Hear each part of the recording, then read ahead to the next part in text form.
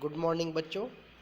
देखो, कुछ कक्षा 12 के बच्चों का कल लेसन नंबर 9 का टेस्ट लिया गया था ऑनलाइन गूगल फॉर्म के माध्यम से। उसमें से कुछ प्रश्न दिए गए थे, उन प्रश्नों का एक बार मैं रिपीटेशन करवा देता हूँ। सभी प्रश्न इम्पोर्टेंट हैं और बहुत बार कंपटीशन में पूछे गए हैं। कंपटीशन में कई बार क्या 100% सारे प्रश्न कहीं ना कहीं आए हैं।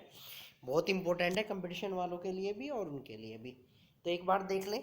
नाम सबमिट करना था आपको इंग्लिश के कैपिटल लेटर में, फादर्स नेम, विद्यालय का नाम।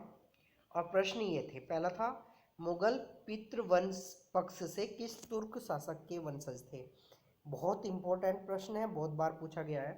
अगर आपने पितृवंश से पूछा है तो तैमूर के वंशज थे। अगर माता के पक्ष से पूछा जाए तो चंगेज खान के थे वंशज। कुल मिला के बाबर की बात हो रही है। तो 2 नंबर का था ये, तैमूर पे इस पे निशान लगाना था। दूसरा था भारत में मुगल साम्राज्य का संस्थापक कौन था। तो भारत में मुगल साम्राज्य का संस्थापक बाबर था, बिल्कुल सिंपल है। उसके बाद अगला था आलमगीर नामा का संबंध किससे है। तो आलमगीर नामा का संबंध औरंगजेब से है, इसका उत्तर ये था। उससे अगला था रजनामा किस ग्रंथ का फारसी अनुवाद है। बहुत बार प्रश्न पूछा गया है, कोई लिमिट नहीं है कितनी बार पूछा गया है, कंपटीशन में भी और वैसे भी। तो रजनामा महाभारत का फारसी अनुवाद है। एक लैंग्वेज का बार बार जिक्र हो रहा है, फारसी, और किस समय में हो रहा है, जब मुगल भारत में थे। तो इसका भी एक प्रश्न मिलेगा बाद में। बादशाह नामा किसकी रचना है। तो बादशाह नामा अब्दुल हमीद लाहौरी की रचना है, बहुत इंपॉर्टेंट है। हुमायूं नामा की क्या रचनाकार कौन थी। हुमायूं नामा हुमायूं की बहन थी एक, गुलबदन बेगम, उन्होंने लिखी थी। तो इसका आंसर गुलबदन बेगम हो जाएगा। मनसबदारी व्यवस्था का आरंभ किसने किया। अगर भारत में मनसबदारी व्यवस्था का आरंभ पूछा जाता है तो अकबर में ने, अगर विश्व में पूछ लिया जाए तो चंगेज खान ने कर दिया था।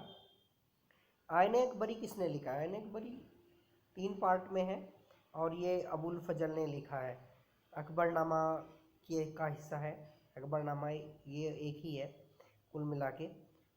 मुगल अकबरनामा भी आएगा तो भी वही लिखना है हमने। अकबरनामा किसने लिखी है, तो अबुल फजल ने लिखी है। मुगल शासन के प्रांतीय शासन का प्रमुख क्या कहलाता था। मुगल शासन में प्रांत को सूबा बोलते थे और उसका प्रमुख होता था सूबेदार। मुगलों की शासक की भाषा, मैंने अभी कहा था, बार बार एक भाषा का जिक्र आ रहा है, फारसी का। तो मुगलों की शासक की भाषा फारसी थी। ये सारे के सारे क्वेश्चन आंसर हो जाएंगे, कंपटीशन के लिए भी इंपॉर्टेंट है। अपना नोट कर ले। लास्ट में कितने लेसन तक का काम पूरा ये करना था। 11 लेसन करा दिए गए थे। तो मान लिया हमने 11 सबमिट कर दिया है, तो उसके बाद हम इसे सबमिट का बटन दबाएंगे। लेकिन वो नाम पूछ रहा है तो नाम हम कुछ भी लिख देंगे, क्योंकि मैंने अभी लिंक खोला ही है। तो नाम लिखेंगे, पिता का नाम कुछ भी लिख देंगे, जो भी लिखा तुम्हारे माता पिता का नाम। अभी फ़िलहाल हम सबमिट करने के लिए ऐसे ही कर देते हैं। विद्यालय का नाम हम ऐसे ही कर देते हैं। तो अब हम आगे लास्ट में सबमिट का बटन दबाएंगे तो सबमिट हो जाएगा।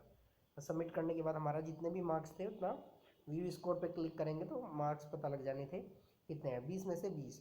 तो ये सारा वही चीज़ें थी और इसे करना था, आसान था। ध्यान रखें आगे से भी इसी तरीके से टेस्ट लिए जाएंगे।